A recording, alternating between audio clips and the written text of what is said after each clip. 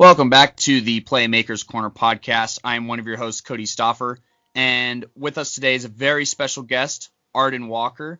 And, I'll go ahead and let Arden take over and introduce himself. Arden, what are you doing on the show? What position do you play? And where do you go to school?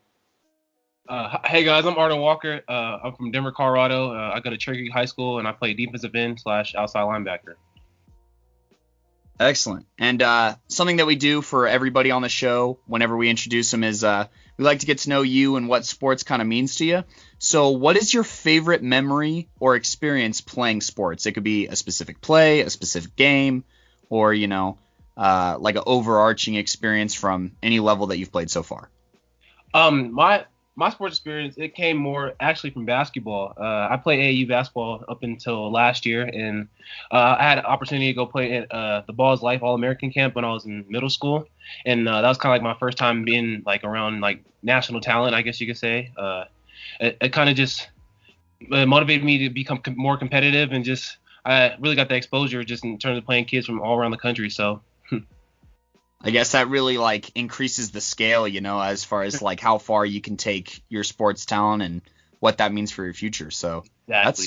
See, I didn't even know that you play basketball. I got to do my research. So, Sure. But and then assuming that you're also a sports fan as far as viewing, what is your favorite like sports watching memory as far as like, it could be of your favorite team winning a specific game, or maybe you went to a live event that was super fun. What does that look like for you?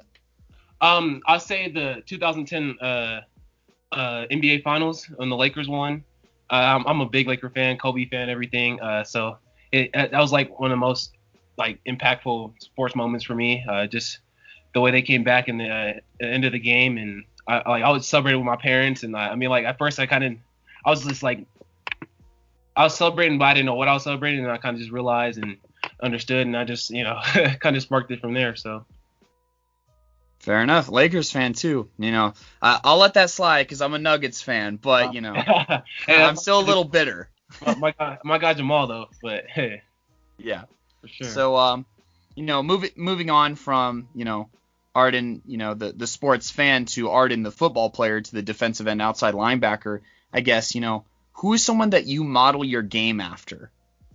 I say like right now like. I try to do everything like is Chase Young. I love his demeanor, and then just the ability to rush the passer. I mean, he's a beast, and that's something I just kind of I feel like he's striving to be great, and that's something I fall behind for sure. So. Yeah, and you guys both have the ability to take over a game and cause offenses to completely game plan around your presence. So I can see the similarities in dominance, and he's doing it at that NFL level, so that's definitely not a bad example to have.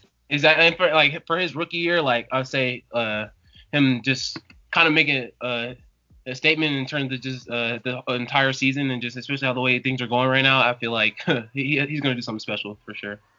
Yeah, that's a good example. Have you been watching him since he was at Ohio State? Yes. Mm-hmm. Okay, good. And then I guess kind of shifting to what we did. What is your reaction to being ranked the number one defensive lineman by Playmakers Corner, and what did you think of our evaluation? Oh, I loved it. I showed my dad as well. I thank you guys for sure. I'll say that first, but I think like hand placement is something I've always been working on, and then you guys talking about like my hand fighting, or just kind of me being able to get off blocks and stuff. I think that's something I take pride in, and so I thank you guys for just highlighting that for sure. So. All right. I'm glad to hear that. And I guess kind of opening up to the rest of the list, right?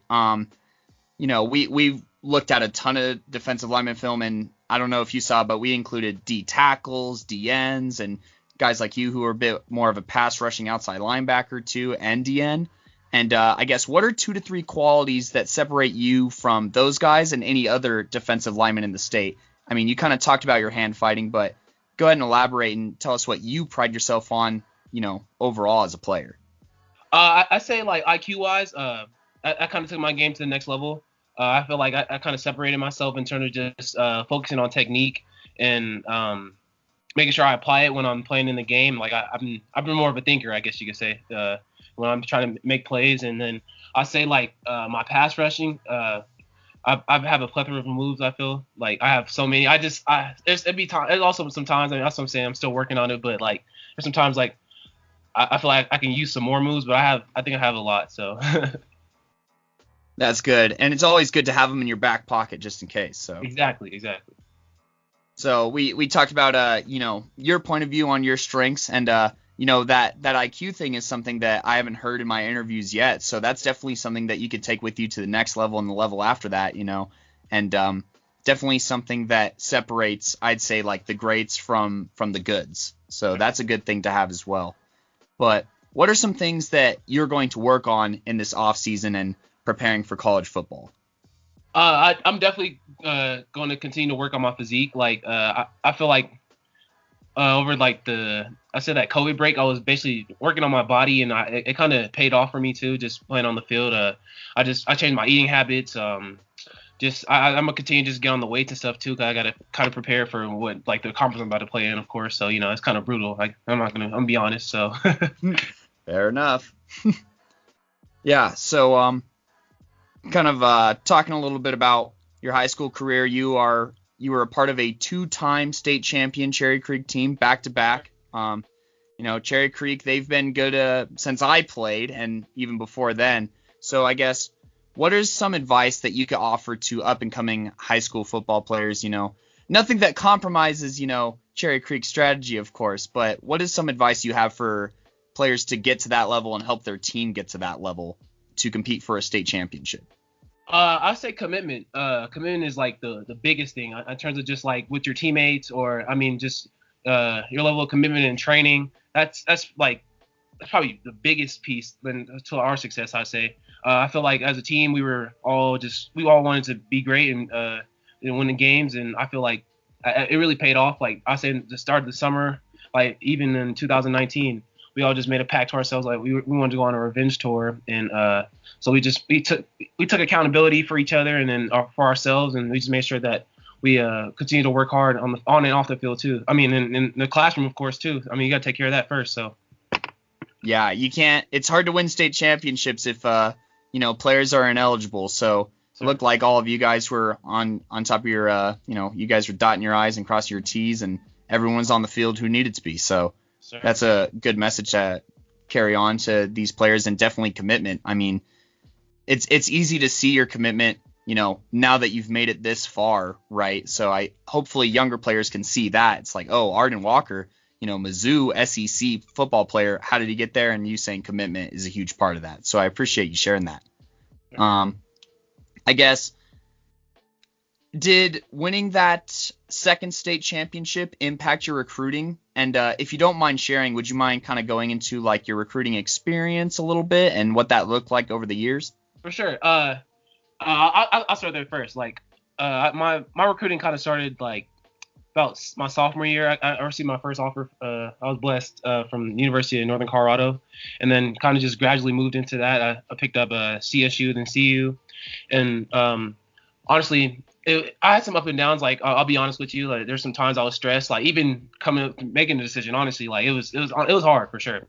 But like I end up, I say like exposure wise and selling myself sometimes, I feel like I could have did that more, but I mean I'm fine with my decision, of course. But I just say just me putting out film and all that stuff. I learned from my dad, because he's been in the game as well. He coached at Oklahoma State, and so like it was more like an old head background, I guess you could say. So how you see all these kids with like the commitment videos and like just them posting on Twitter, keeping people updated. Like I honestly wasn't one of those people, and I just felt like it was out of respect for coaches, and then just for my teammates that I'm going to be teammates with, like just not bringing that attention to myself. I mean, I think it comes naturally if you kind of just work hard and just make sure you take care of yourself the right way. But like in terms of my recruiting, like I say when I got to like closer to my decision, it definitely started getting harder. As I did pick up more exposure, but from this last championship game, I did get a lot of attention. I got one of my videos reposted on D-Line vids, so like and stuff like that, of course. But I feel like overall I was pretty focused and level-headed on where I wanted to make my decision. So. All right, fair enough. I guess Now that you've committed to Mizzou, as far as what is some advice you can share with some younger players on what you looked for in, a school or a football program, whatever was more important to you, and things to consider while choosing? I definitely looked at my relationships. I built a really, really good relationship with Coach Haley and then Coach Walters. That's the D-line coach and the defensive coordinator coach. They like took time out of their day to kind of just speak to me, and they pretty much checked up on me like a lot. And also Coach Drink, our head coach, he made sure he kind of just started to build a relationship with me as well. I say relationships are big. I mean, it's a business, but you're also going to spend your next 4 years of your life with that person. So, or 3 to 4. If you put trust into that coach and he puts trust into you, I feel like you're pretty much set. And then especially it was a risk too, because like this year we were able to take like official visits too. So like just kind of getting to know like some of the kids are committed or like thinking about heading there. Like that was also big for me. I built a really good relationship with some of my buddies that's there now. So. But I say like relationship wise, that's really key. That's really a big key. And then just also fit, like in terms of like scheme, school, like and then even as like a student, because academically I think I knew I was gonna be fine either way. But like How much would you say I didn't even think about COVID impact on recruiting and not being able to really do those visits. How much of a role did that play, or into your commitment, or I guess how much kind of easier did it make your schedule in life, where you didn't have to like go visit universities on bye weeks or anything like that? I sometimes I did look forward to like going to places, but pre-COVID I went to Texas A&M, USC, in Oklahoma, and honestly, after doing those reviews, it was like I kind of went to the Pac-12, SEC, and the Big 12, and those are like, I guess you said those 3 conferences like the main. That's why like they were mostly recruiting me. So like, kind of just looked at it from that kind of aspect, and just kind of went off my gut at that point. So good to hear. And yeah, those are some big schools. Obviously, like you said, you said it was a blessing to get that first offer from UNC, but man, FBS offers and Power 5 offers hit a little bit different than FCS. So, and I can say that as a graduate of UNC that, that's hard to compete with. But I guess now that your high school football career is over and looking forward to that next chapter, what are some goals that you have in mind for, yourself or your team heading into college ball? I would say I really just want to get like situated in terms of just school. Like I kind of want to get ahead, get a good head start, and then in terms of like being on the field, I look for my team just to, because like I'll inform you with this too. Like my class, like we're like the highest class to be like recruited in the Missouri program. So and like I think it's ever since like I think Rival started, or it's like 2005. But I just feel like I think I'm looking forward just to kind of make an impact in terms of just in the SEC, because like it's kind of, I guess Missouri had, kind of expectations were just not as high for them, but I feel like we're building, and I think that's why I'm looking forward to just start the build really. And I feel like if we set a strong base, then we have a good future ahead of us. So making an impact, and maybe even a lasting legacy. Mm-hmm. So I just realized this too. You said you went and visited Oklahoma. How did your dad react to that, having coached and played at Oklahoma State? Was he thrilled about it or what? Oh, yeah, he had a great time. He enjoyed the visit actually, and actually he was just laughing about like just the competitive nature like between like Oklahoma and Texas, like when they were recruiting me. But he just thought that was pretty funny. But he didn't, like my dad. He didn't really have a preference, or like he didn't really care. He just wanted me to be happy really. So yeah, fair enough, because you said Oklahoma State earlier, and I've always been a Sooner fan, and then I was like, oh man, the Sooners missed out on Arden Walker, what a bummer, man. But for me as a fan, but obviously I'm gonna be a fan of yours and cheer you on at Mizzou and wish you the best there. Kind of jumping back to the present, I asked you about the future, jumping back here a little bit. You still have a semester of school left, right? Sir. Okay. I just I know some kids are graduating early, so I want to get that situated. But what advice would you give to up and coming high school athletes, whether it's juniors, sophomores, freshmen, on like how to handle, that student athlete environment in high school and prepare them for their senior year as far as, what to look forward to and what to be prepared for? I say development is the key. Just like I was talking to my buddy Miles Purchase yesterday actually about this. Like we were just saying like don't worry about you being on varsity like your first year or second year. I mean, I feel like if you work and kind of just take your time to get better, like you have the potential to even shine at when you become a senior or junior. And I just feel like you take that time just to work hard, and I think if you see it through, it would definitely pay off. Trust the process for sure. And then let's say like stay on top of school really. And I mean, I'll put yourself ahead, especially if you want to get recruited as well. So. Yeah. In the immortal words of Joel Embiid, trust the process, right? But sure. I guess and I appreciate that advice, and I'm sure that the listeners will appreciate that advice as well. And it's sound advice, especially that grade stuff, man. You gotta stay on top of that. I've definitely had my experiences of seeing guys who don't get to go to that next level because they didn't take care of it in the classroom. So, and like my background, my mom, she's an educator, so like I always have that pressure just to kind of perform well in the classroom. I mean, I had no choice, honestly. And I was about to say you didn't have a choice in that matter. Exactly. So I guess you've talked about it a little bit. You've mentioned players that you have relationships with and the relationships at Mizzou and even your parents' influence on your life. But I want to just give you some time to talk about anyone who you'd like to mention or shout out on or explain how they've impacted your life a little bit, and that could be academic or athletic career. If you want to expand on some things that you've already said, but this could be friends, family, coaches, players, etc. I just want to give you the floor to talk about some important people in your life. I say like someone who's like basically a big brother to me, and like because I'm like an only child, and I mean I grew up with it's just me, so kind of having that big brother figure is great too. I mean besides my parents and my dad, was DeMarcus Walker for the Broncos.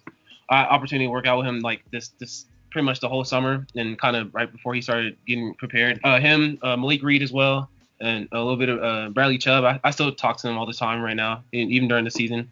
And I say like DeMarcus, he kind of just showed me just the way he kind of took me under his wing in just terms of like how to work out and just that have that motor in terms of like just having that want, I guess you could say. And I really credit him for sure. And I want to say thank you because he kind of motivated me for sure. Like he asked me, it was like when we first started, he's like, how many times are you working out? And I said like once. And he was like, you need to be working out 3 times a day. And that's kind of when I kicked it in. I was doing speed and agility. I was working out. Well, I was lifting in the morning, and I'll do speed and agility like midday, and then do like technique training with my dad and him and Malik and Bradley Chubb. So, but like he kind of he really took me under his wing and just kind of showed me just the ins and outs in terms of even just like NFL technique. And also Malik and Bradley as well. They did the same thing. Chubb, they kind of just, especially since I kind of had to play outside linebacker this year too. Like it was also great just learning from them too. And I mean, as you can see right now, I think I forgot how many sacks they have. But me and my dad have been keeping up, of course. But there's a lot. Those are definitely some good guys to get advice from for sure. Mm-hmm. I know they're like in the top tier for sure. But like I said those 3 guys for sure, they had a big impact on me and just like my work ethic. Like when I was seeing them work out, like we'll be on like the last rep, then they're saying, oh, can we go again and can I perfect this? Like they're doing stuff to perfection, and that's like, I mean, of course, I mean they're getting paid to play football too, but like just it shows why like they're good at their job, or like why they're in the position they're in pretty much. So yeah, there's definitely congratulations on having that experience. That's awesome. I'm like a little bit jealous, but it's definitely eye-opening to see what that professional level looks like, especially when you play in high school, because I mean, in high school to an extent, if you're good, then you're good, right? But when you work out with those NFL guys, once again, that takes that good to that great level. So that's awesome that you got that experience. Is there anybody else that you want to shout out, or? I shout out my parents, my mom and dad. Like they're like their biggest impact on me. Like my mom, of course, my dad's like my personal coach. Of course, he's been my coach for forever. So, but I mean, just my mom, she's my number one fan. She takes so much good care of me. Like it's amazing. It's crazy. Like my mom, she's one of my best friends, honestly. Like even just I can talk to her about anything. Even my dad too. Like I feel like I have a pretty much like open relationship with my parents. Like I can come to them about anything. Just speak on whatever, and they kind of just give me their advice and kind of just try to steer me in a pretty good like direction, I think, and just basically off of me, really. Yeah, that's solid. And it's always a little bit easier when you don't have to do like everything yourself or feel like you versus the world. Having that solid support cast is crucial to, I say, success just in general. So I think that's why it's important to talk about, what important people are to you and what they mean to you. If you don't mind, I'd like to kind of expand on what the relationship is like with your dad, being like a former football guy and an athlete. Like, how much of a role has that had to play with you today, and like, I guess just your athletic involvement in general? That's a really, really big impact. Like, my dad, when I first started, he put me in literally everything you could think of: football, basketball, soccer, baseball. Only thing I didn't do was track. I played lacrosse, so I mean, he kind of taught me just kind of stick with things and try to finish things out, and it was just I gradually just became a football player. Like I say, I really kind of started understanding the game in 7th grade, and that's really where my dad it's not like he didn't take me serious, but like it's like he kind of that's where he kind of knew like, okay, I see what he's trying to do, and that's where he just basically took me to the next level, I feel like. And just that preparation and advice, like I said, and then just him having some like college background and like a little bit of NFL knowledge as well. I mean, he was on the practice squads for the Bengals, Cowboys, and stuff. So, he always gave me like pretty good advice. Not even pretty good, amazing advice, honestly. And I feel like it usually works. So. Yeah, I mean, you've made it this far, right? So that says something. This is a little off topic, and I don't want to dig too deep into the secrets that make Cherry Creek tick, but is there a chance that they'll three-peat next year? What's the next set of guys looking like? Oh, that's a good question. I feel like they have a chance. We have a lot of juniors from last year that'll be seniors this upcoming year, so I feel like they definitely have a chance. I just said, like, if they keep that same mentality just to continue to be committed and stuff, I feel like they definitely have a chance for sure. All right. And yeah, because, as we continue to go through these positions, I'm like, man, more Creek kids. Like, there's going to probably be one in every top 5 for us, if barring that there's a senior at that position. And I guess talking a little bit more about Creek, I don't want to eat up too much of your time, but we also had Malik in our top 5. What's it been like playing with Malik? The Nigerian Warrior. Oh, man. Hey. No, that man, like I said, I'll say IQ-wise, too, he's up top. Like, and that's why I think he's going to Columbia. So just that, like, he works really, really hard, too. And like, iron sharp as iron. So, we all wanted to get better. Me and Brandon Jackson, Gus Zelinkus, honestly, like, Malik's one of those, like, playmakers that you'll see for sure at the next level, I think. So.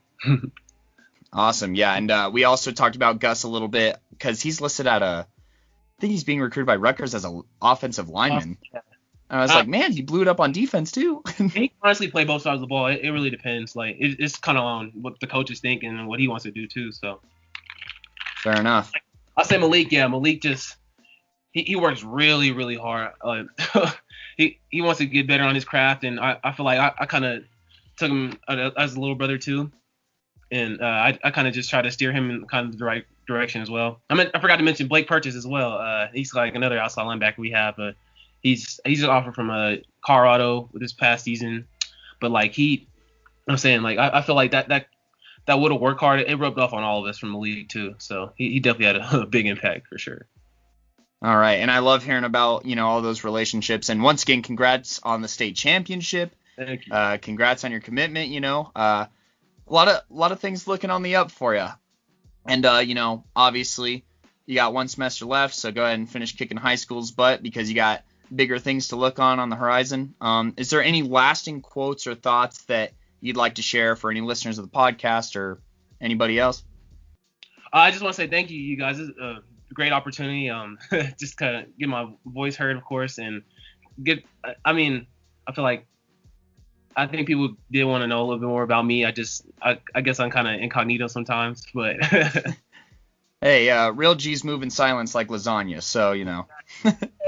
But no, it's really our pleasure to have you on the show. I'm super grateful, and I know thank you so much for joining us, and really is our pleasure. And we wish you the absolute best, and we hope to do a college breakdown of your film. When we get some of that going. So. Oh yeah, thank you, Mr. Kodey. Hey, shout out Playmakers Corner. You know the vibe, y'all. So. hey, we're trying to get some merch developed, so hopefully we'll send you a hat or something so you can represent. Okay. But all right, thank you so much for joining us, and do you have any finals left? Do I have to wish you luck on that, or did you finish? I just got done yesterday.